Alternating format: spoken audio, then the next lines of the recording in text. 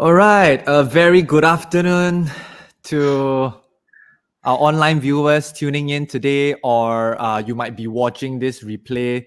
Uh, Greetings to everybody, and on a Saturday afternoon. Welcome to our SG Youth Heart to Heart Talk. It's okay to be not okay. Today's topic on youth mental health. Some of you might have actually joined us in our previous SG Youth Heart to Heart Talk on the topic of media use, and today we're running a different topic, and this is what we are hoping to do in a live community network, running different relevant topics that would be able to talk about issues in our society in a Singapore context. And today, I think we're very. Oh, and before I just introduce our guests here, just to introduce myself as well. For those of you who do not know who I'm Philip. I'm a social worker in a live community network, and today I'm here as the host to help to facilitate this heart-to-heart talk session, right? And we're very privileged today to have with us Asher from Limitless, an organization that specializes in the work with youth mental health. And then we also have Elizabeth and Benjamin, two youths on board with us today to share their journey, their experience with us. And maybe I'll start off by asking Asher to kind of introduce a bit about himself and about his organization Limitless, how it came about. And since you are talking about youth mental health, I thought something fun that each of us could share is one thing that we like to do that helps us to de-stress, you know. Yeah. Over to you, Asher. Yeah. Hey, hi. Cool. Let me just share a little bit about Limitless. I think Limitless is or not, I think, but Limitless is a youth organization that works with young people up to the age of 25. I'm a social worker as well, but on board we have social workers, counselors. And what we do is that we work with young people in the area of mental health. And anyone who's struggling with their mental health, right, would be a good fit. So anyone who's struggling with their mental health would be we provide that therapy, that counseling, the case management for them, as well as sometimes the outreach as well. Yeah, so that's what we do, right? A little bit more about myself. I'm a social worker by training, and I'm also a person who has lived experience, meaning that I used to have my own mental health issues, and I've since recovered as well. Yeah. So cool. Thanks for having me. Thanks, Asher. What is one thing that you like to do that helps you distress? What is one thing that I One like to thing. do that helps me to Yeah. de-stress? Sure. Is to play games. Oh, nice. Yeah. So I my wife bought me a Switch, so I've been Oh, busy on that. nice. Yeah. There's a lot of fun team games on that.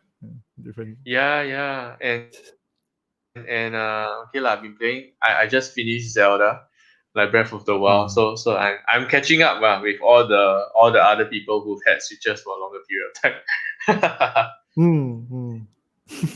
Cool. Thanks, Sasha, for sharing. On that note of Limitless, I just want to also get our online viewers to follow Limitless on their Instagram and support this important work that they do. Right, their Instagram profile is we.r.limitless on Instagram. Right, Yeah, give them a follow we and support are them. limitless. Limitless. Yeah, man.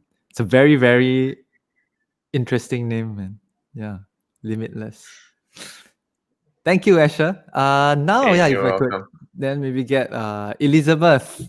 Why don't you introduce yourself a little bit to your age, your school, what you're studying, something. Okay. Hi, I'm Elizabeth. I'm 17 this year. I'm studying in Temasek Poly. And one thing that helps me distress is sleeping Right. or watching Netflix. Yeah, like binge watching shows. Yeah. Nice. Thank you, Elizabeth. And to you, Ben. Hi, I'm Benjamin from Raffles Institution. I'm 17, so I'm in JC1. And to help me de-stress, I really love playing music. I play a few instruments. So when I'm bored or when I have nothing to do or when I'm really stressed, tons of work and stuff like that, I do get on my guitar, my keys, or the drums maybe. So that's fun. Nice. Yeah, Benjamin is very talented in music. And actually, yeah, for me, I don't know if you can see in my screen, the top right hand corner, my cat is here. One thing I like to do to distress is to play with my cat.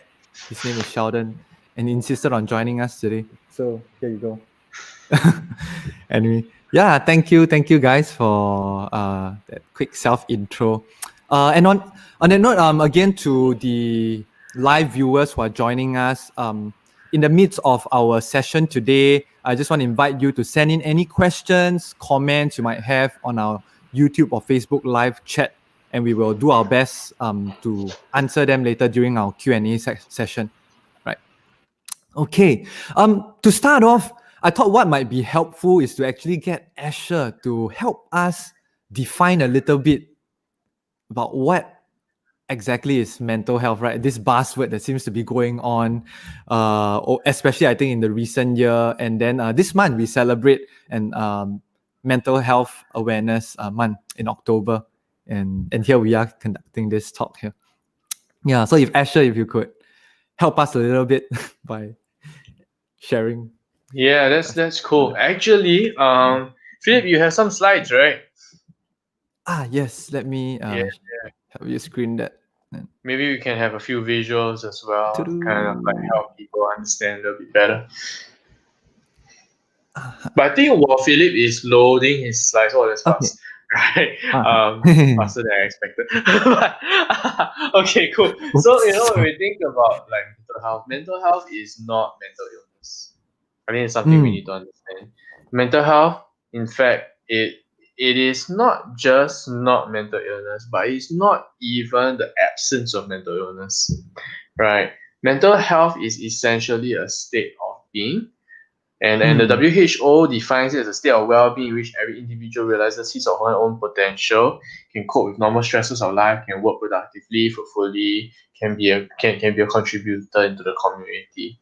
I think that's a good definition of mental health, but I feel that there's a better definition of mental health whereby we talk about the next slide, right? And next slide is that mental health is a dynamic state of equilibrium, meaning, right, that mental health is a good state of balance, whereby your school life is balanced, your work life is balanced, your family life is balanced, your friends, your social life is balanced, your hobbies are balanced, your ideologies, your religion, your spirituality, that is balanced as well. And all that is balanced. And when all that is balanced, it means that you are in a good state of equilibrium, right? It means that you're in good mental health. And essentially, if I can say this, good mental health is good balance in all areas of your life. Yeah, that's an interesting way of explaining it. Actually, my first time hearing it explained this way. Thank you for, I think it's quite insightful. Bring balance, right, to the different areas and equilibrium. Yeah. Right. Nice. So then if I could follow up with a question on that note, how then do we differentiate mental health issue or concern that is of a concern apart from the normal day-to-day stresses that we might face? Okay, so we talk about like mental health concerns, right? I would say this, okay, when quality of life is affected for a period of time, that's a concern. So there are days where our quality of life is affected because of stress. Like I got exam coming up, right? Or I got papers to present, or I got a huge project at work. I'm going to be stressed for the next 2 days, right? But if you're talking about you being in that fight, flight, freeze, kind of state of mind, right, for like a week, 2 weeks, 3 weeks, 4 weeks, then there's a concern really. Yeah, when we talk about you not just stress, but we talk about sometimes when the issue is you're always in that heightened state, always in a state whereby your moods are not stable, then there's a cause for concern. Yeah, so actually we think about like causes for concern, we also want to look at like common symptoms of mental health issues, whereby we actually have some slides as well. Yay! Right. Yeah. So Thank maybe what we can do is we'll go through that very quickly and we'll let the Sure. So what I've done is I've kind of developed like or done like maybe 3 slides that we can talk about for concerns, whereby we think about physical issues, emotional issues, and serious issues. But Philip, are we going to go there yet, Right. or do you Okay. want to come back later on? Sure. Or you I come back guess later since we're on Okay, oh. since you're here, Yeah. cool. So we talk about like places whereby Okay. you are Big one. concerned, right? So we think Uh-huh. about like overly anxious and worried, so emotional issues, not not in control of your emotions, anger, irritability, right? Your mood swings are all over the place. Even the fact that it's reached the point whereby your social life is affected, right? So these are concerns as well. When you think about the others, the physical issues, sometimes mental issues also affect the physical issues. So things like energy level, right? Changes in eating. You eat to cope, or you don't eat to cope, right? Either coping with how you think about yourself or your body, or just stress in general. Changes in sleeping. You sleep to cope, or because of what's going on in your life. We talk about quality of life, unable to sleep, right? That's another common thing. Problems with concentration, memory, right? A lot of this also is linked to the inability to sleep, right, or sleeping too much. But of course, there's more to that, right? There's certain mental health issues that are also linked to loss in memory and things like that. Right. Being unable to complete tasks, or even a sudden decrease in school performance, or you used to enjoy something and used to have used to love to do something, but now you suddenly don't want to do it anymore because you just lose the desire to do something. Yeah, lose the desire to enjoy it. Yeah, so these are also physical issues. Yeah, in fact, sometimes you even see things like headaches, chest pains being part of it as well. Yeah. Right. So Right.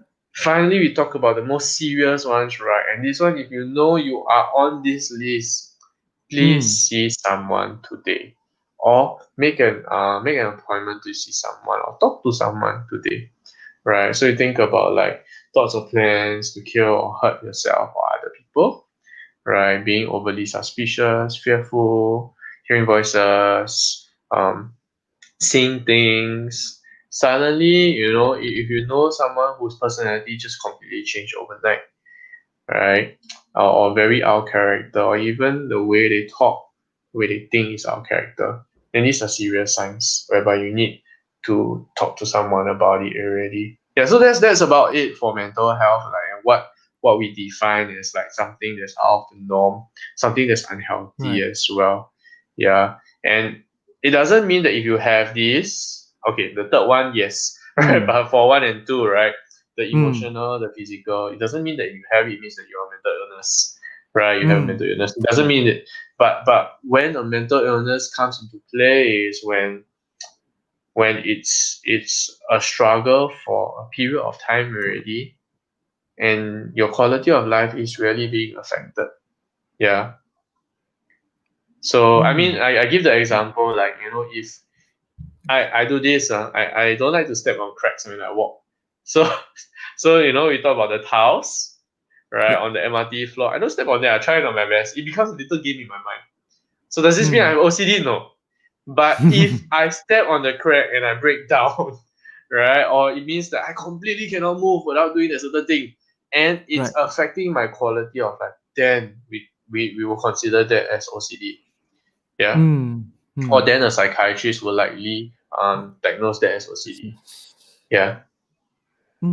Right. Thanks, Asha. I think that's very helpful. Yeah. In this sense, using indicators such as when we realize we are behaving out of our norm, or when we start to see ourselves not being able to function, right? Yeah. Normally, yeah. So Thank you. quality of Thank you life. for that. Quality of life. Quality of life. Right. Yeah. And Yeah, now that we have understood better a little bit about this topic of mental health, I think we want to also talk a little bit about the Singapore context, right? What seems to be the state of mental health among our youths today? I know Asher, in his work, he's done much research. In fact, I think in the recent news article in Straits Time, I think this year, released in August, I think Asher was being interviewed, right? And then some comments were being mentioned inside about the increase in concern for youth mental health and youth suicide as well. Yeah, maybe Asher can just share a little bit about that as well, if you could. Yeah, actually, I would say this that the young people are struggling more than let's say my generation, right? In some sense, it is because of a good thing. It's because of more awareness, right? Then we realize that they are struggling rather than in previous generations they struggle, nobody know, right? But Yeah. on top of all that, also the responsibilities of young people have been increased, right? School is harder now. There's more weight on their shoulder to achieve something in life, right? Last time when we were younger, to get a degree was like, whoa, you have reached the pinnacle of like youthhood, right? But now the youth understand, right, that you got a degree means nothing. It means that that's their starting point. Yeah, and what happens if I cannot even reach that start point? So sometimes those stresses are very real. Yeah, and we talk about how like information is good, but too much information is not good as well. So too much information meaning on social media, I can compare with all my friends, right? I can put on a fake front. Too much information. We talk about when I was young, our teachers had to force us to read the newspaper to find out about global issues. But now it's in our face. It's on all our social media sites, right? When I turn on my phone and I swipe up, right, and I swipe left, I have this news thing and on all the headlines on my phone appear, and I know exactly right what's going on with COVID-19. I know exactly what's going on in the US elections. Yeah, and that's tough, man. That's tough because there are so many things, right, that a young person can be worried about. Right. And sometimes the truth is ignorance is bliss lah for our generation. Yeah. Wow. And maybe at this point, if I could ask Elizabeth or Benjamin, if there's anything you might like to add from a young youth's perspective, right? Apart from what Asher mentioned in terms of the increased pressure and the increased exposure, right? You have to information and all that increases that stress as well. Yeah. I wonder for both of you, are there any other things that you see that have contributed to these concerns among your fellow peers today?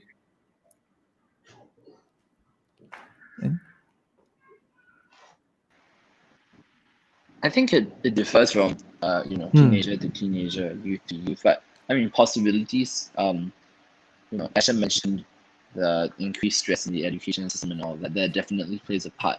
And then of course, coupled with pressure from parents, sometimes that happens as well. It might not even be that the parents pressure the kids. It could be that the teenagers themselves put an additional burden on themselves and pressure themselves to perform at a standard that is much higher than is to be expected.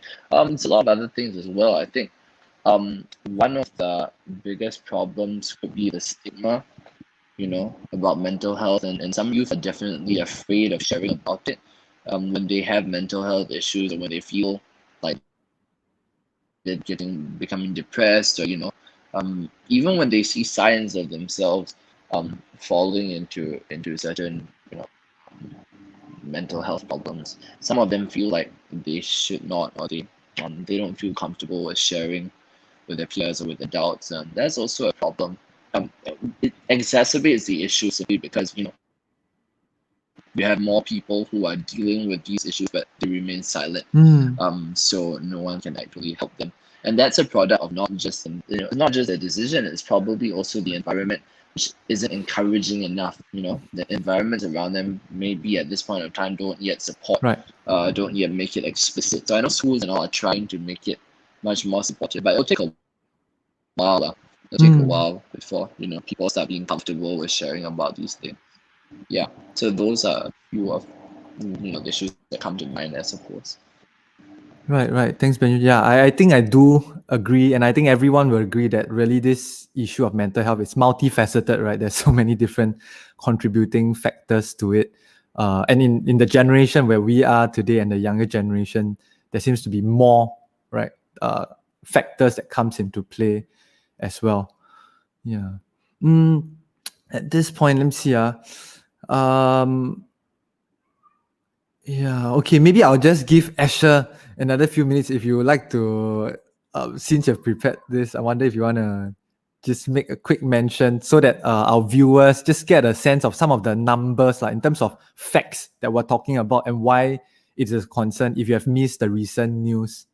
Yeah. Yeah, I mean these are some of the facts that we have. Some of them are a little bit Mm. outdated, right? Like 8% of youths worldwide are affected by depression, but actually the numbers are much higher now.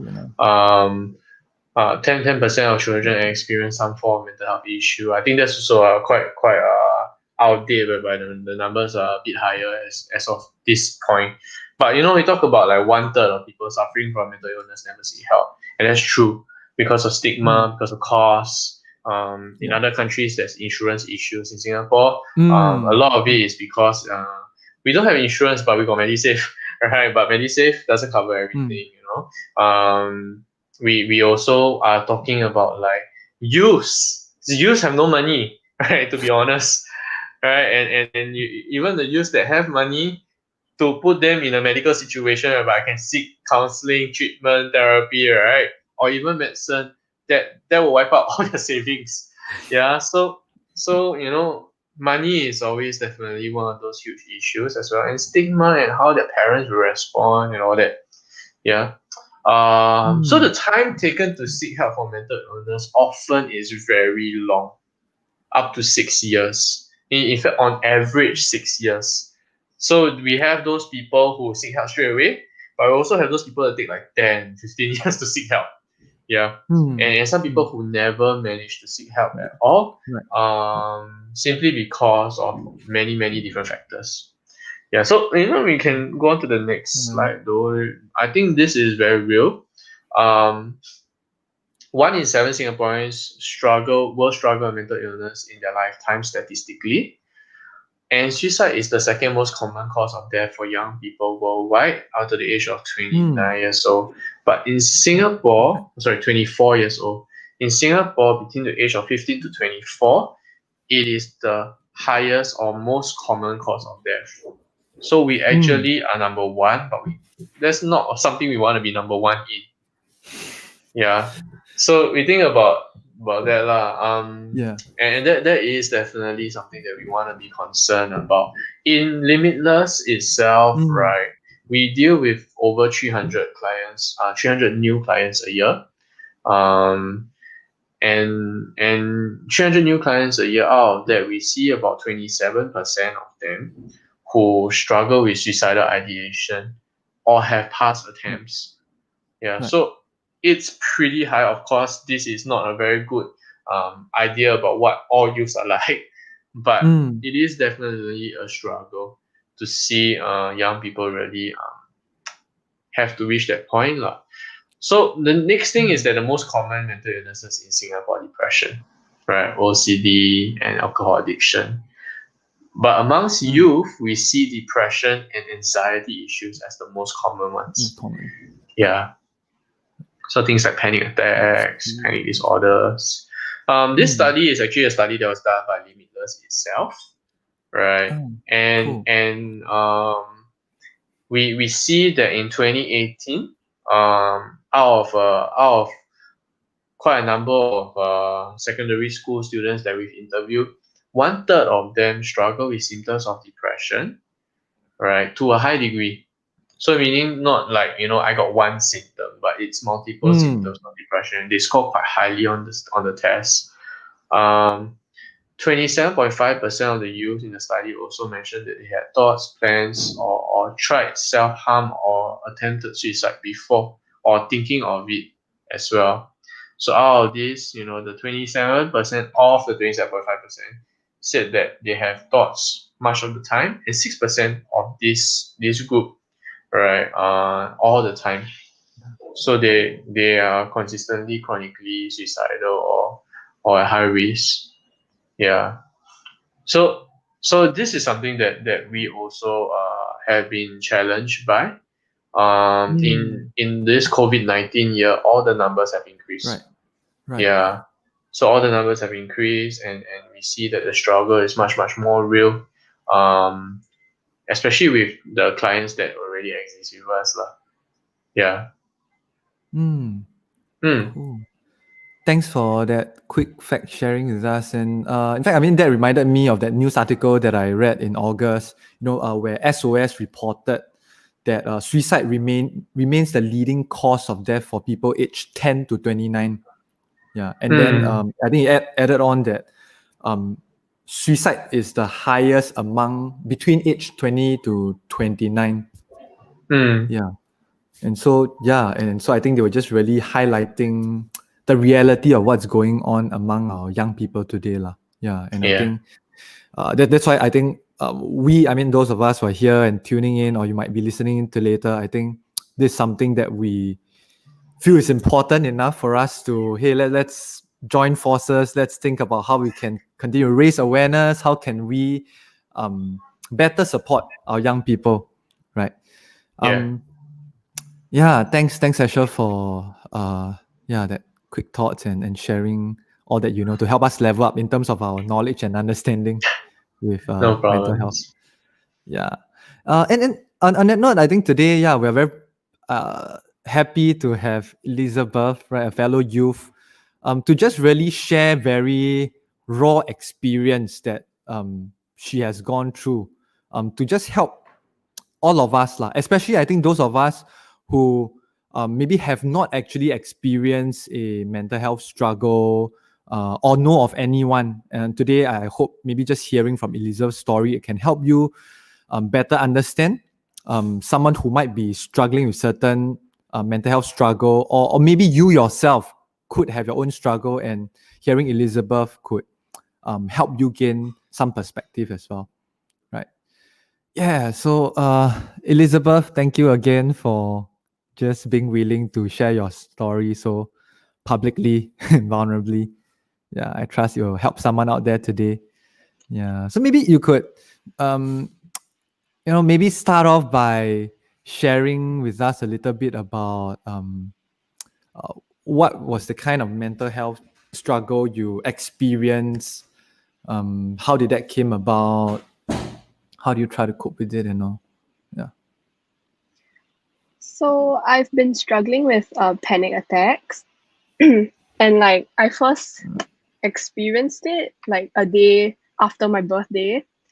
So like 6 May 2020, right? So like it was this year, and it was so weird for me because, as I mentioned before, like it happened a day after my birthday. So on my birthday, I was like so happy, I was so excited, and then a day straight after that, I just had my first panic attack.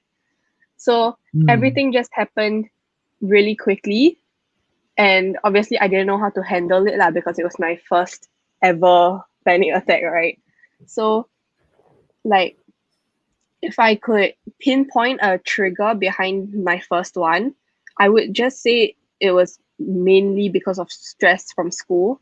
Because I just entered poly, right? And I didn't know what to expect. I didn't know like how lessons worked in poly, because it's so different from secondary school and like primary school, right?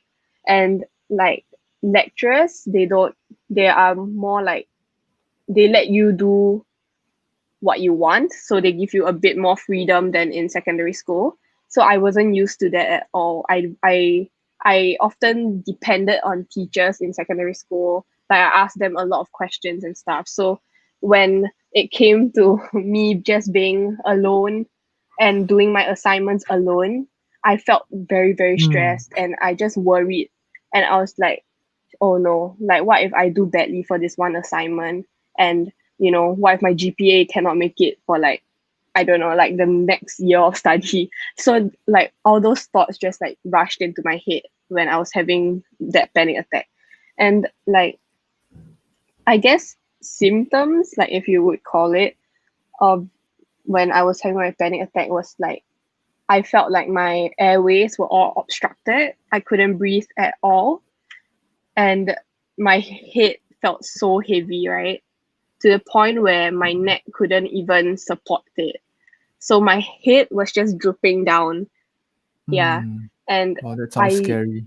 yeah, so like, and especially since it was like my first ever panic attack, I was really just like, oh no, am I going to die now? Yeah. Like, I'm not ready for this, you know? Like it just happened so suddenly. And I felt very dehydrated because I was crying a lot. And like when I was crying, there was like nothing that came out of my mouth. I couldn't talk. I couldn't even like organize my thoughts because everything up here was so jumbled up and chaotic. So like I felt really lightheaded also. Yeah. And so like during my panic attacks, okay, ever since the first one, I've had another one. So this year I've had two already, which thank God it's not that much. It's not that like much, but you know, yeah. But anyways, like during my panic attacks, as I mentioned before, I struggle to breathe, right? So I've researched on like different breathing techniques that I can use, and I try to remind myself to just breathe. You know, like you're in your zone, and all you can do is just breathe. Like in my head, I'll always tell myself, you have to breathe. If not, you are really going to die, you know? Like, because I can be really hard on myself sometimes. So, like, even in my head, I'm always constantly sort of like reminding myself very sternly to just, you know, you are still alive. You are not dead yet. Yeah. And I think like one breathing method that really like worked for me was like the inhale through your mouth and then you hold and then you exhale for 4 seconds and then you just repeat it. So I think that really like helped me. Yeah. Obviously I always try to calm those thoughts down to the best of my abilities, even though like once it happens, it happens. So like all those thoughts just rush in and I am unable to like comprehend what's happening and stuff like that. I am aware that I'm having a panic attack, but I am not aware of what exactly is going on around me, if that makes sense. Yeah. So my head would always be filled with thoughts that are very, very toxic. And especially because like by nature, I guess I overthink a lot. Like even without panic attacks, I overthink a lot. So like during a panic attack, since I am already like an overthinker, right? Those thoughts just like get more overwhelming and it will just like keep linking to each other. Like, oh, I can't breathe. I'm going to die. What happens when I die? You know, and that's just everything that's like going on in my head when I'm having a panic attack. And it's very, very scary. And during my second one, I was actually alone in this room. And it was like at 3 a.m. So at 3 a.m., everybody's asleep, right? So I couldn't really talk to anybody. I couldn't really, you know, randomly just call up a friend and ask my friend to like, you know, talk to me, calm me down, right?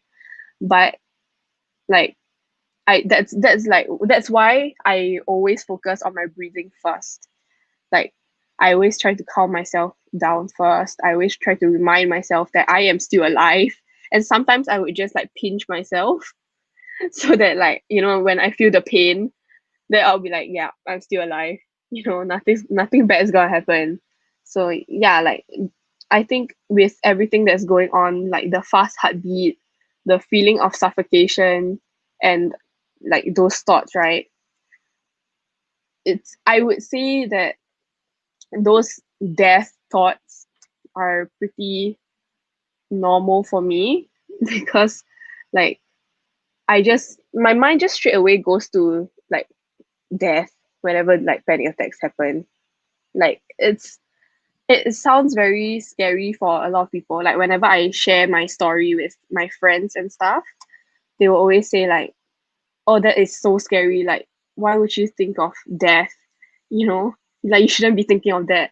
Like, but that's the reason. I guess that's the reason why I was willing to come on to this platform to really share, because like a lot of people are not really educated on like how panic attacks work or like what people experience during a panic attack. So yeah, like I mean, thank you for this opportunity for me to like come on here to like, share about my experience.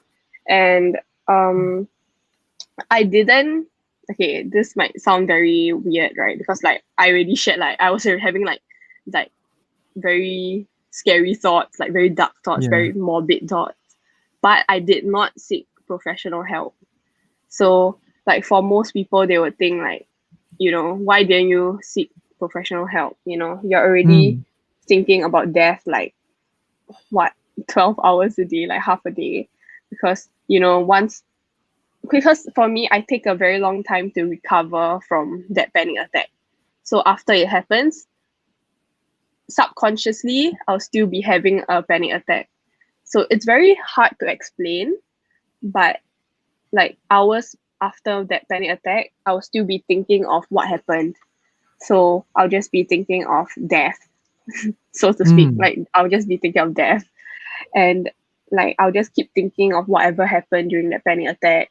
And I can't stop it because like as I said, like my thoughts are like uncontrollable. Like I cannot stop it. And like I didn't seek professional help because I knew that if I got diagnosed, I would just have that thought in my head, like, oh shucks, I'm like diagnosed with this, like, I don't know, panic disorder. What am I gonna do? Like I'll just feel very helpless, and I don't think I'll be able to handle it if I got diagnosed, like officially diagnosed. So I chose to not go see a doctor about it because I knew that like an additional diagnosis would just make everything worse, and I wouldn't be able to cope lah. Like I'll just have that thought at the back of my mind reminding me that I am diagnosed, right? So I chose that. I mean, that's why I chose not to seek professional help. But I did talk to friends about it. I did share. I did talk to my family about it. I did, talk to like people that I really trust and people I really love about it. Yeah. So I think that really helped a lot, seeing that like, during panic attacks, I'm usually alone, and I really like crave the voice of people, like hearing the voice of people during those times. So like for me to be able to really share to like my close friends, my family, really helped a lot lah. So like I am constantly reminded that there are people there for me. There are people who love me. There are people who would drop like anything that they are doing just to listen to me. And yeah, so like I guess like seeking professional help wasn't my first choice, so to speak. But like I think what really matters most is having a support system. Like you can't do this alone. Like you really can't do this alone. So yeah, I guess that's it for my sharing. If there are any questions, Yeah, thanks, Elizabeth. And I think, like Elizabeth said, if any of you who are tuning in, if you have questions for Elizabeth as well, feel free to type it in the live chat. And Elizabeth, I mean, hearing from you, I think one of one of my thoughts were I was trying to imagine what exactly you were going through, and I mean, it felt really scary when you were describing that whole process and what you were feeling physiologically and all that. Yeah, and I can't quite imagine. I won't even dare to say, or I don't think anyone, unless we actually go through it, we will be able to say like, oh, I understand what you're saying. But I'm curious to ask, how did you first put a name to what you were experiencing? Yeah, like you were able to identify, oh, I think this is panic attack. Like how did that came about for you? Was it like you did research on what you're experiencing and then that came up, or how was it like for you? Initially, like during my Mm. first one, right, like a few months back, I really didn't know what was going on. Like I Okay. thought it was just another one of like my very emotional breakdowns. Like I really Mm. didn't know what was going on. I was just crying a lot, and all of a sudden I just felt suffocated. So Mm. after that whole fiasco, right, after I was trying to like recover from it, I actually Googled like Mm. what's like everything that I experienced. So I typed down like shortness of breath, crying a lot. So that's why that's literally what I Googled. Like, Right, and right. then so what popped up like in the search like history and all those things Mm. were like anxiety, panic disorders, panic attacks, anxiety attacks. So like I had four unofficial diagnoses, right? So like I was just like, so which one is it? I was so confused because at that point of time I didn't know what was the difference between panic attacks and anxiety attacks because they are actually really similar. Right, And right. even though like but there is a clear difference between them, but it is like from reading like Google search results, right? It really sounds very, very similar if you like don't do additional research and stuff. So like when I first Googled it, I was like, oh, what is this? Like, am I just being very like, I don't know, like maybe maybe I was just being too emotional then. Maybe I was just being very, you know, um maybe I was just afraid of what was to come. So like I didn't really know how to handle it and stuff. So like upon Googling it, Mm. I was slightly more certain of what was going on. But of course, like I don't want to, self-diagnose themselves. Yeah. So I really like because self-diagnosing is really a very big no in like this whole like because I know of people who are actually facing like mental health issues and stuff, and Mm. they always tell me that they really don't find like self-diagnosing a good thing because it's very, very insensitive. Yeah. So going around saying that, oh, I cry a lot, I feel like I feel like I want to die. And then so that's why I'm depressed. Like, saying those things is very, very insensitive. And I I really didn't want to do that, and I didn't want to come across like I was doing that. So like that's also partially why I didn't really want to like share like my story with Mm. people yet Mm. because I really didn't want to Mm. come across as I was self-diagnosing until I was really, Mm. really, really certain that what I was going through was a panic attack. Yeah. Mm. Mm. And like I think this is a very big issue, like self-diagnosing, right? Like a lot of people think that it's very, like as I mentioned before, insensitive. And I don't think anybody should ever do that because like, getting like officially diagnosed is a very, very hard thing to do. And it actually takes up like I mean it takes a lot of courage to actually go to an expert to get diagnosed. So like I really I mean like if there's one thing that I wanna like tell the viewers, I guess, it's really just, Mm. if you think you're going through something, if you think that, you're showing symptoms of mental illness or mental health like having a mental health concerns, right? The first thing you should not do is go around telling people that I am depressed or I have anxiety. Mm. Like because I know of some people who go around doing that, and I really think that that's just that's just a big no for me, you know. Yeah. So I guess that's it. Yeah. But okay, wait, hold on. Okay, so I'm sorry, I'm just like looking at the list of questions that No I problem. might want to answer. Okay. Mm. So yeah, so I guess like one question was like what were helpful and unhelpful that like people Mm. have said or do to help you, right? Yeah. So I guess like the helpful things is just to listen. I think listening is a really good way of helping people who are struggling. So providing, like, letting them know that you are there for them, letting them know that, you know, you are very willing to listen to them. Like, you don't even have to respond. You just Mm. have to really just listen and try to try to understand their plight.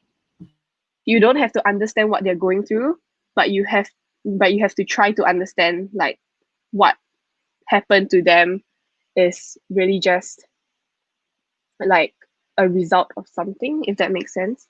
So like understanding and listening to them is really two of the most important things and most helpful things you can ever provide, like, to someone who is sort of suffering. Yeah. And the unhelpful thing is, don't say that, like, don't say that, oh, you know, how do I put this? Don't go around. Okay, firstly, whatever Mm. they share with you is highly confidential, so don't go around Right, sharing it right. with other Right. Yeah, people. very important. So for example, if I go Mm. around telling, you know, one of you that, oh, I just had a panic attack like last night, I would really wish for those people who I share it to not tell anybody else until I am ready to, you know, share with the rest of my friends, right? So Mm. I think like keeping things confidential and private is a really important thing to do. And yeah, so I think another unhelpful way of helping someone is like telling them that, you know, all this will, like, everything is fine and like everything will, like, you know, soon come to pass, because in reality we don't know when it Mm. will end, you know. And like telling us that, you know, everything's gonna be fine when like we're, I mean, okay, for me, when I'm recovering from a panic attack, I tend to think a lot on like as I said before, right? Like I always think of what happened before, like was I really gonna die? You know, I just like sort of have a reflection on what happened last night. So like, Right.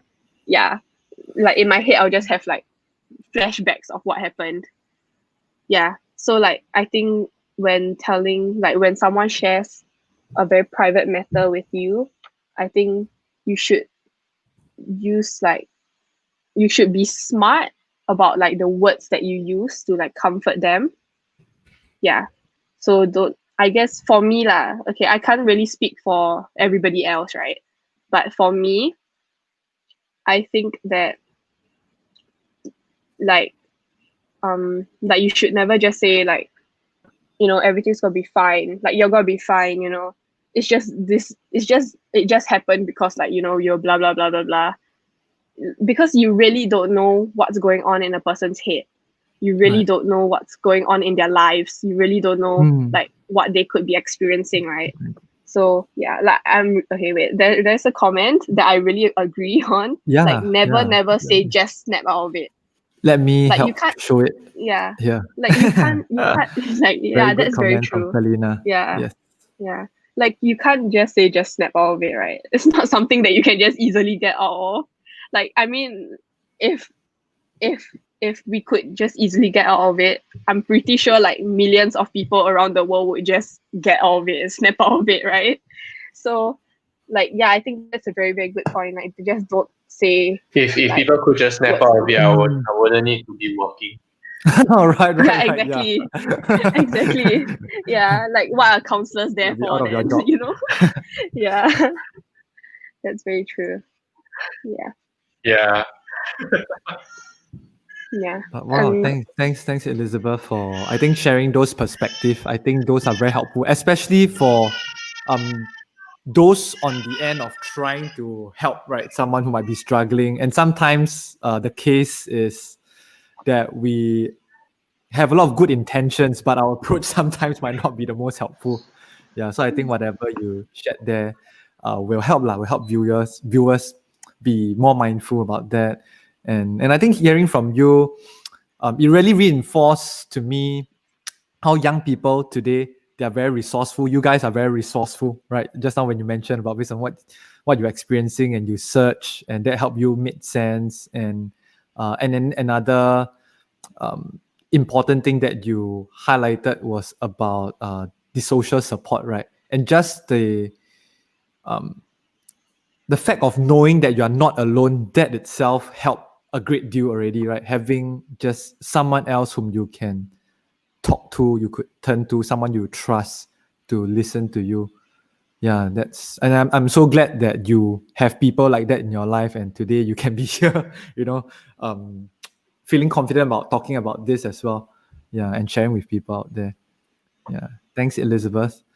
Yeah, and actually related to this, now to Ben, and today, why Ben is here with us also, because Ben knows of quite a number of friends in his life who struggles with mental health concern, suicidal ideation, suicidal attempts as well, and he has been one friend who has been trying his best to support his friends, and so. We'd like to just hear from Benjamin as a fellow youth of how he supports his friend. What has he done so far? What is his experience of supporting his friends? Right. Yeah. I mean, I have many friends outside with mental health issues. Suffering from clinical depression, or they could be cutting themselves, suicidal. Suffering from anxiety. I have never dealt with someone in the middle of the panic attack, like Elizabeth's case, or an anxiety attack. But I've helped friends in the middle of breakdowns, etc. Those with prolonged situations. I'm sorry, it's noisy outside. But I think the first thing that one can do is to, especially if you don't know what to do yourself, direct them to an adult. If I were clueless as to what to do, I think my first response would be, I don't know what's going on. Let me direct them to an adult. Let me direct them to for example, if you're in school, you've got school counselors. There's nothing wrong with going to a counselor. School support groups, teachers. They're definitely relevant people that you can direct them to, who might be able to help them and be in a better position to help them than you are. Especially since we might not know all the technicalities and stuff like that. Of course, schools give lessons and talks about breathing techniques and all, and I think those help as well, dealing with stress and anxiety. So that's one of them. I think the other thing that Elizabeth mentioned earlier, which is also very important, is just being there.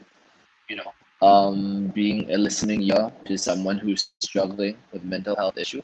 Because during the situation, or in their circumstance, they need someone who's willing to listen. They need someone who's there for them. They need someone that they can vent to, that they can rant to, if needed. Someone that they can rely on as a friend. And it's of course always best that they have a, of course this is also partly on the it's also the onus of the person struggling with the issue. But I think the more friends, the wider support you have, like Elizabeth was sharing about needing someone to be there or hearing a voice at that time. So I think definitely the wider social circle, the wider you have, the better it is. You have more people to depend on instead of constantly relying on one person perpetually. But anyway, I think the other thing that's helpful in line with that is never belittle a mental health situation. And Elizabeth was talking about that just now as well. Never go up to someone and say, hey, this is easy lah, it's easy to get out of, it's just still will be all fine. Because number one, it's not helpful at all for them to hear that. And number two, it's just gonna make them close the door to you even more. They probably won't listen to you that much after that. So if you're someone helping a person who's struggling with mental health issues, you never want to belittle the situation that they're in. You never want to say, oh, this is easy, you want to be there for them and try and understand, try and step in their shoes and get a sense of what they're feeling, so that you can deal with it better as a friend. I think the other thing that does help is I do notice that in a lot of my friends outside who have mental health issues, many of them are unfortunately resigned to the fact that they have those issues. So many of them are very discouraged. And if you realize, they even joke about those issues themselves. So I have many friends who will joke about committing suicide. And many friends who will joke about, oh, I'm dumb, I'm stupid, I'm useless, I'm worthless. And they might laugh it off. But the truth is, the more you tell yourself something like that, the less it helps you. You're just acknowledging something that really isn't true. So for someone who's trying to help your friends, never joke about these things, especially not with them. Never joke about, these things are serious. Suicide. You never want to call them trash. You never want to call them dumb. You don't want to model that kind of behavior either. So I try to avoid, things like, oh, I'm so dumb, I'm so stupid, I'm an idiot, when I'm with them, especially because you never know, it could be a trigger. You never know what Right. could trigger them, Good point. So these things that they may sound harmless, but the slightest insensitive comment, you never know the impact it might have on them and their self-esteem as well. Because most of them are resigned to these things. They've accepted these things, which is very dangerous. So for a person who's trying to help them, you want to encourage them to believe that, hey, I can get out of this. Hey, I can wither through this. There is a possibility of progression. There is a possibility of getting out of the situation. It may take a while, but I can get there. And then finally, I would say, uh, I think it's probably not a very good idea to remain idle.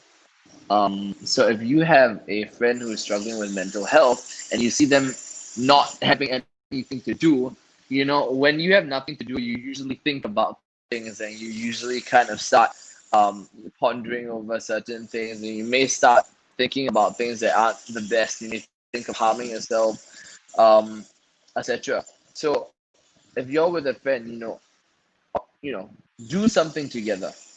Staying occupied with something that you enjoy is a good way to take your mind off discouraging thoughts and negative thoughts. So you can come down to things like, playing sports, playing music, those things that are therapeutic, just talking with one another, having heart-to-heart talks, and letting the person know that they can rely on you, that you're a loyal friend. Other things, even faith, your religion can help with that as well.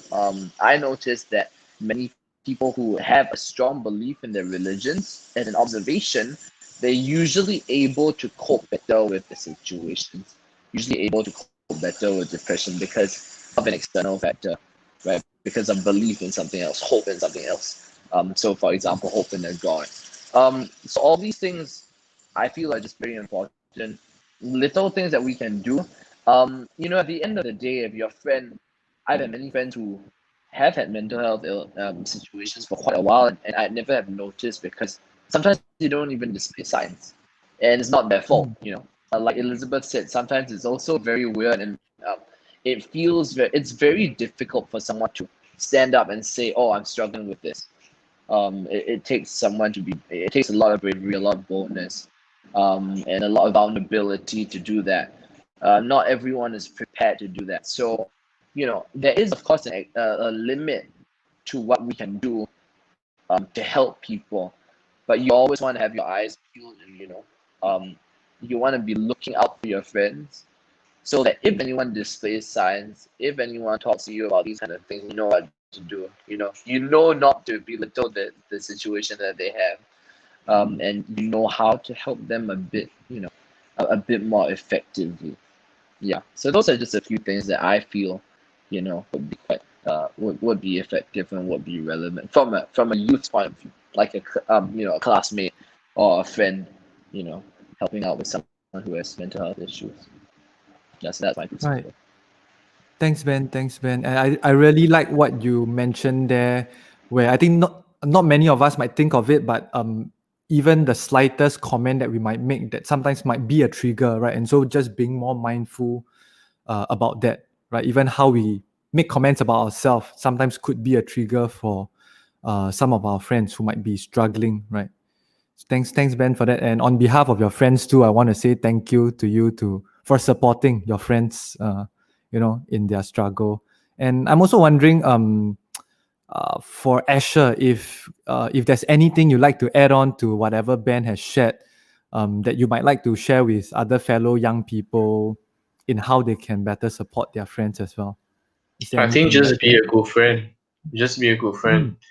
Right? Just treat other people how you would like to be treated. Right. So I think one of the best things we can do is also don't give advice. Yeah, when someone's coming to you and share their issues with you, don't tell them what to do.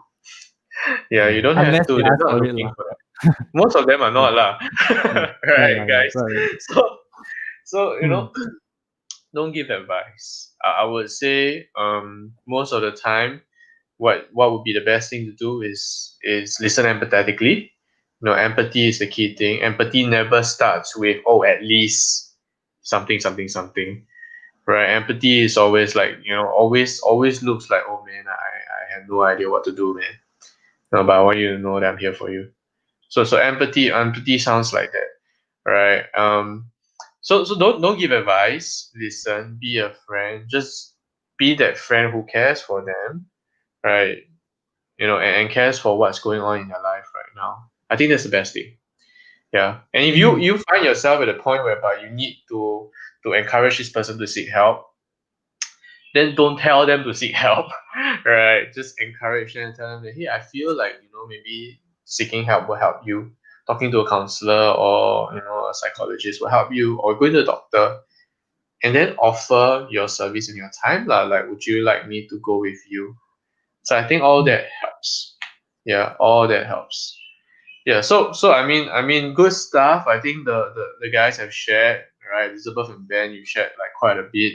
And I really appreciate, everything that you guys have said, because I agree with them wholeheartedly. Yeah. So I think that's really good stuff as well. Oh, one last thing. Okay, one last thing. Now, if your friend is struggling and talking about hurting themselves, I don't mean cutting. I mean that they say like, I want to end my life. Right? And if they're talking about that, hey, I would rather err on the side of caution and let someone else know. A parent, even like hospital, calling an ambulance for them. Right? All that would really be more important. Why? Because I want to preserve their life above and beyond all that. Yeah. So I have I mean the truth is they won't like you for a while. Right? They'll get angry with you, they won't like you. Right? They might even cut off their friendship with you. But in most cases, in many of these cases, you will have saved their life. Yeah. And I have had friends, I've had youths, whereby they seen something and they saw something and they were very worried. Therefore, they were able to, and they asked me first, so I told them just reach out to someone who knows them first. You cannot reach out to someone who knows them first, and call for like police or ambulance. All right, and usually the response is one of anger, like why you call me, right? But then after they get the chance to really think it through, they realize that they don't get the chance to like hurt themselves anymore, and they get the help that they need, because generally someone who is already planning to take their life would be in a very dire situation, right? So they get the help that they need. Then very often also they look back and remember that friend who helped them. Yeah. So don't be afraid to have someone angry at you, and then preserve their life. Yeah. Right. Cool. Important point. Very, very important point. Right. The time when we might have to break confidential, the exception lah, right? Yeah. Those few exceptions, just for the sake of preserving their life first, and then we can talk about the rest later. Yeah. Right. Thanks for adding that, Asher. Before we go quickly to the Q&A section, I thought usually it's adults giving young people advice, right? Today I thought I wanted to give the young people an advice. Give the young people a chance to give advice to adults, and specifically parents. I think today, apart from hearing how friends can support their fellow peers, right? I think one thing we want to also talk about a little bit is how can parents, siblings, family members better support youths in their family who might be struggling with a mental health issue as well. Yeah, and I wonder, Elizabeth and Ben, what might you say to parents in helping them to better understand and better support their child or their siblings? Elizabeth, you want to go first? I think educating yourself on what's happening is very important first. Like you have to educate yourself on whatever that person is going through. So like maybe it could just take a simple Google search and like going to authorized websites. Don't go to those like shady websites. Yeah, get your information from yeah. So yeah, I think getting knowledge, like gaining knowledge on the certain topic is very important. Yeah. And really, I mean, as I mentioned before, support system is very important as well. So once you educate yourself, then you can just, let your family member know that you are there for them. Yeah. Like regardless of whatever happens, you are there. Yeah. The unconditional, I think, love and acceptance, right? Being provided. Because I think like those people need reassurance as well. So like I think for me at least, when I am assured that I have someone there for me, it makes me feel more comforted in a way, because I know that that one person, at least like that one person, will always be there to hear me out, and just if like it's a form of accountability also. So like if anything happens to me, that at least that one person will know what's going on. Yeah. So I guess in a family context, like as family, y'all should already be like caring for each other and stuff, right? So I think it's a given that that support system is already there. So yeah. Thanks, Elizabeth. Very good thought on educating yourself, right? Knowledge. Ben, yeah. Anything you want to add to that, to our fellow parents, siblings? I mean, as a parent, of course, you want to be there for them as well. And I don't have much else to say other than to continue playing the role of a good parent. Being there for your kid. What a normal, loving parent would do. Of course, I do think that it is important, especially because, especially to not to shy away from the issue. At least from the perspective of a youth, I definitely would not want my parents to be annoying in the sense that they kept pestering me. I would not want my parents to keep pestering me about an issue and keep asking me about my issue and about what I'm feeling. But I would definitely appreciate a certain level of concern, explicit concern that my parents show. And I think, as much as teenagers may be at that stage where we seem as if we want to be off on our own a lot, especially if we're dealing with mental health issues, I'm very sure that the company of parents is also very valued. Now, of course, you're going to have to see, don't take your kid away from his friends. Encourage them to be with their friends and be with a good social circle. But when they have nothing else to do, and when you have time to spend with them, I think it's great to spend some quality time with them and let them know that, hey, you're there for them. Assure them that you're there. Don't shy away from the issue, because sometimes they want to talk about it and they might not have anyone else to talk about it. So as a parent, you want to be there, whenever, and just keep playing the role of a loving parent. I think that summed it up. The innate knowledge that you have, the innate care and concern for your child, that would suffice. Aside, apart from being overbearing, you definitely don't want to be overbearing and too imposing. If your child is not comfortable sharing that much, don't pressure the child. encourage them to hang out with friends, in good company, and all that. But if the child is at a stage where he or she feels, hey, I can confide in you, which should be the case, then hey, spend more time with your child and spend some quality time with them. Let them know you're there. Yeah. Right. Thanks, Ben. I think that's so important because that reminded me of a recent conversation I had with a youth who actually recently got diagnosed with depression. And then I think he was sharing me when he tried to talk to his parent. I think the parent were like, "Oh, I think it's nothing much. Don't think too much about it, and like maybe you should just rest, just sleep, just whatever, and then or drink some. I think tonic herbs and whatever that will help you.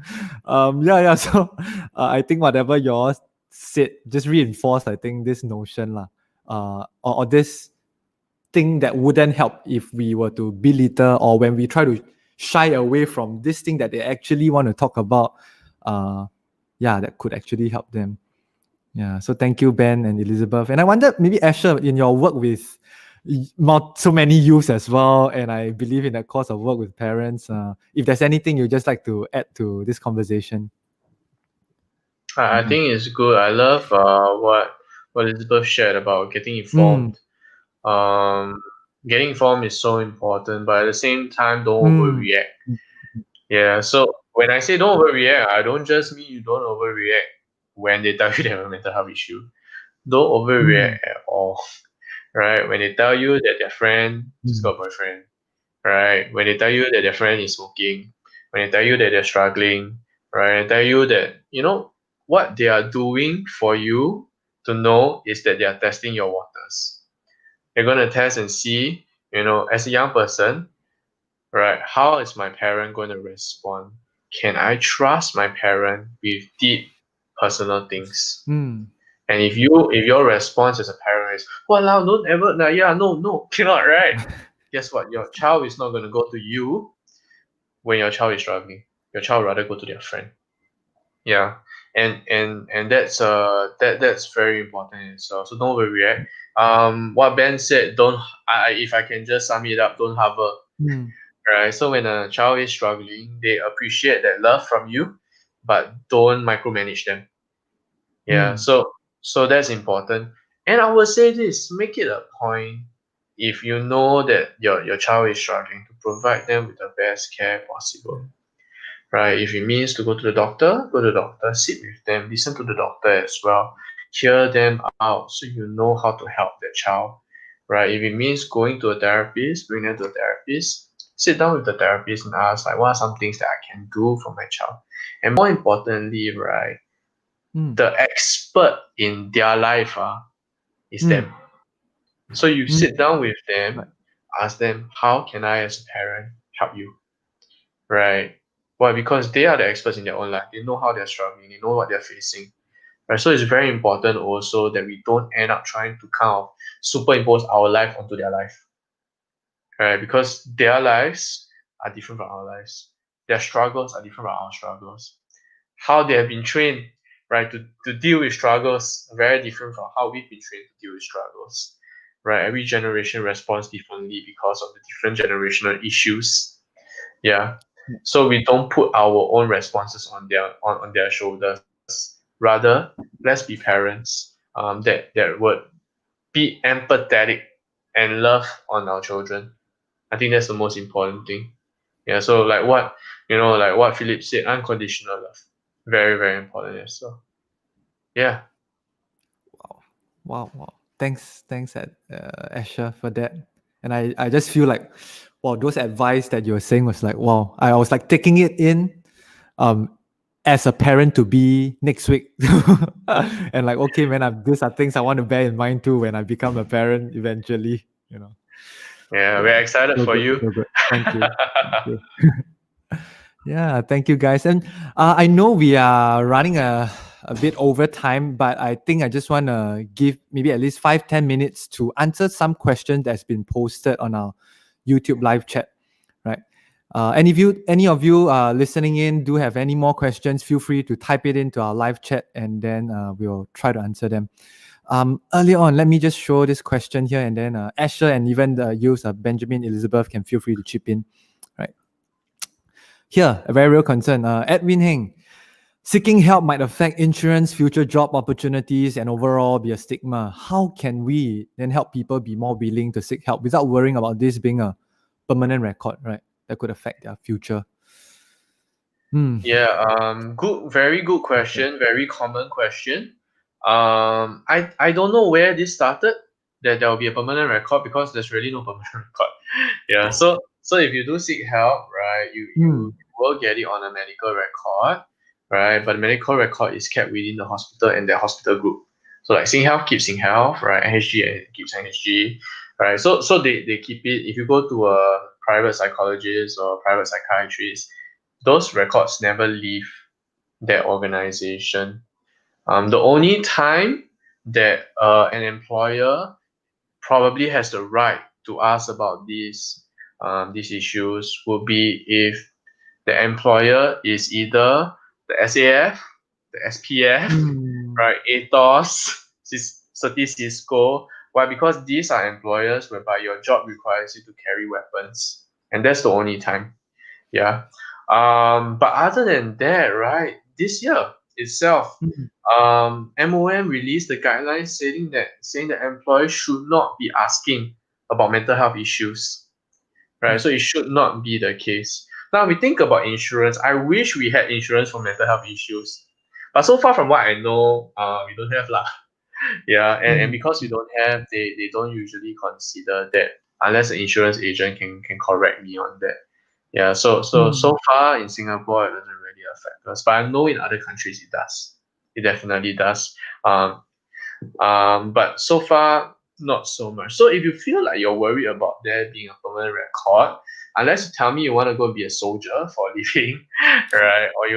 Or your aim is to go become a police officer, right? Then you don't really need to be worried about it lah.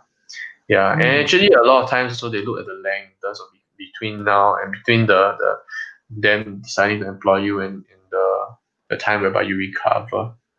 Yeah, there is, however, definitely this little bit of stigma that arises from going to a school counselor, right? Because not every school counselor has the freedom to stick with the rules of confidentiality that we're all trained in. Yeah, because there are certain school counselors that because of the school leadership, they are bound to go and report to the year head or to the principals, who then are not bound by any rules of confidentiality. Yeah. So, however, that does not mean that you don't go and seek help. All right. That there are you can ask your school counselor. All right. If you go and seek help, will you tell anyone? And if their response is no, anything that you tell me will stay between myself and my supervisor, right? My counseling supervisor, not my supervisor in school, right? And unless you tell me you're going to hurt yourself badly, unless you tell me you're going to hurt someone else badly, right? Then you can feel safe with them. Yeah, because then they're sticking to like the traditional guidelines on confidentiality. Yeah. But okay, so if you happen to have like a negative response from the school counselor, like, oh yeah, sorry, I have to go and tell like the principal, this kind of thing. And if I feel anything is wrong, I need to tell the year head or your school or your form teacher. Then you know what? There are organizations out there to help you. Limitless is one of them. SAMH is another one of them, right? Whereby you can go over there and you look at each organization, right? Most of them will be very clear about the confidentiality guidelines. Yeah. And you will be able to find organizations that can fit your personal need. Yeah. Yeah. Yeah.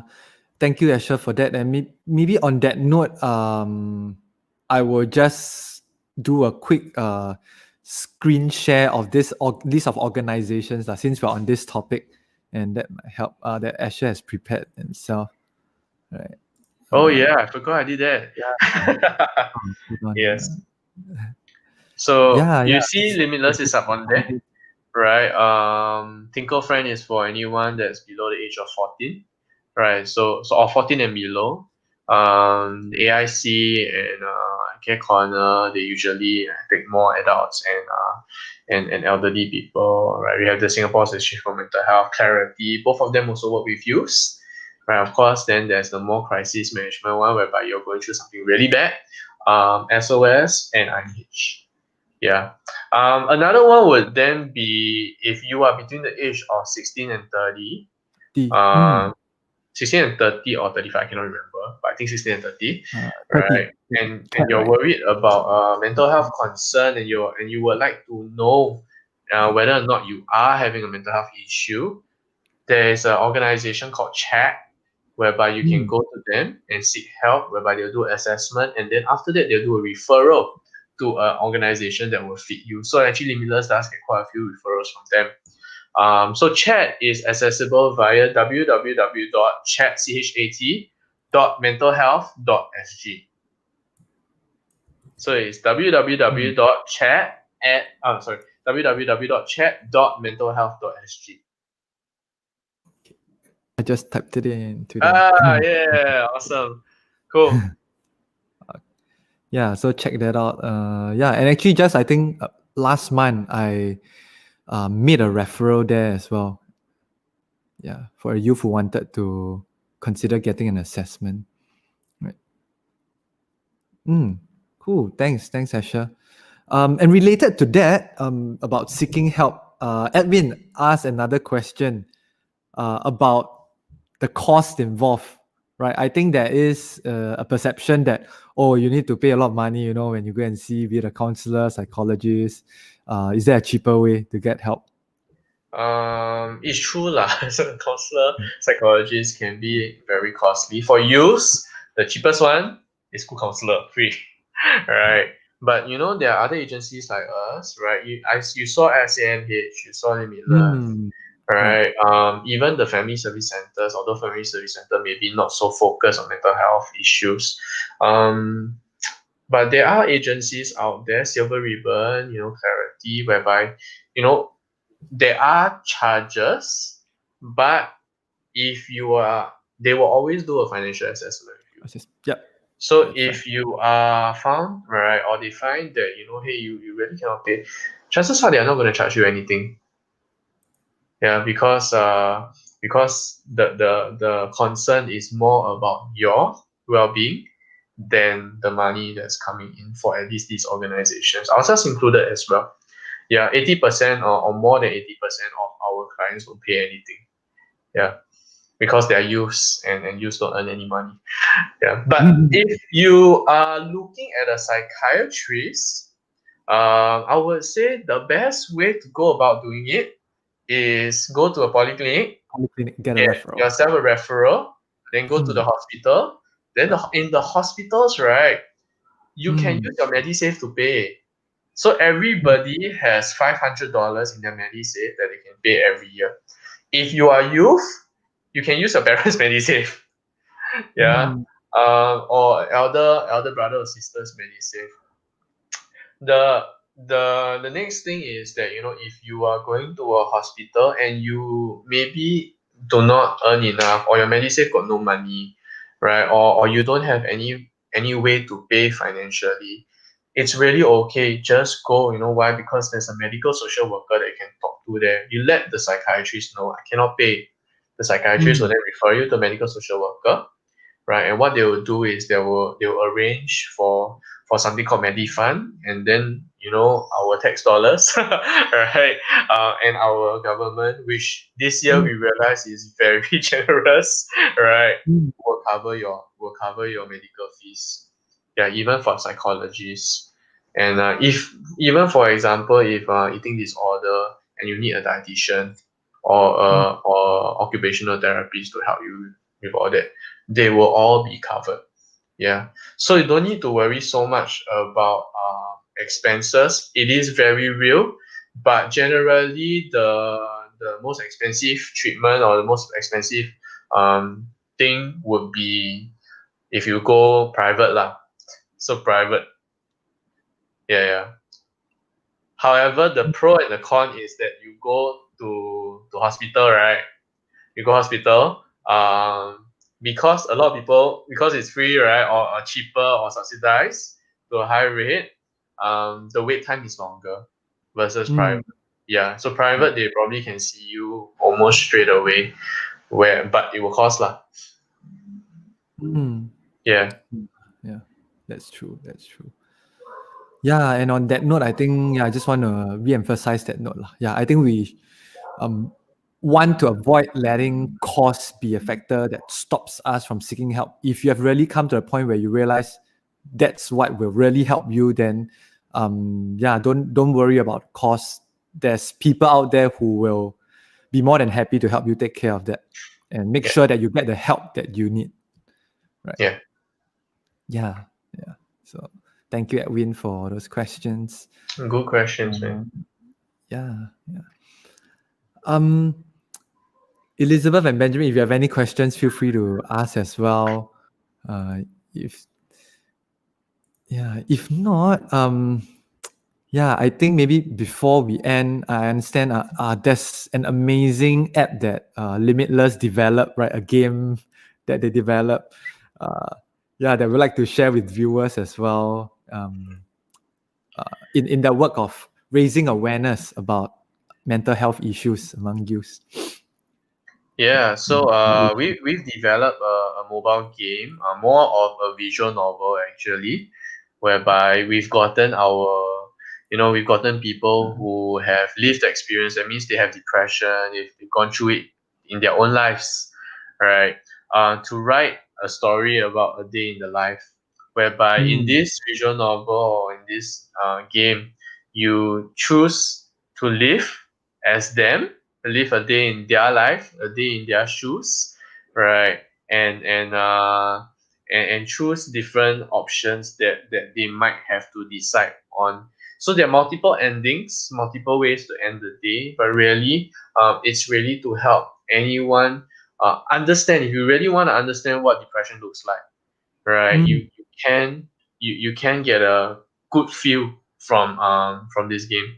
In fact, we've also developed another playable option whereby you play as a friend or someone who's struggling, and that one isn't as long, isn't as fleshed out, but also we talk about the different options of talking and speaking to that person, trying to engage that friend of ours. Yeah. Cool. Yeah. In fact, Asher, just yesterday I was talking to a youth whom I shared this game with, I think a month or so ago. And then he was sharing with me that he played it and then he was like, that's exactly me. Yeah. Yeah. And it helped him felt understood as he was playing that game and like he could really relate. Yeah. And I'm glad that he has also received the help that he needed in his life as well. That's awesome. Thanks for sharing it.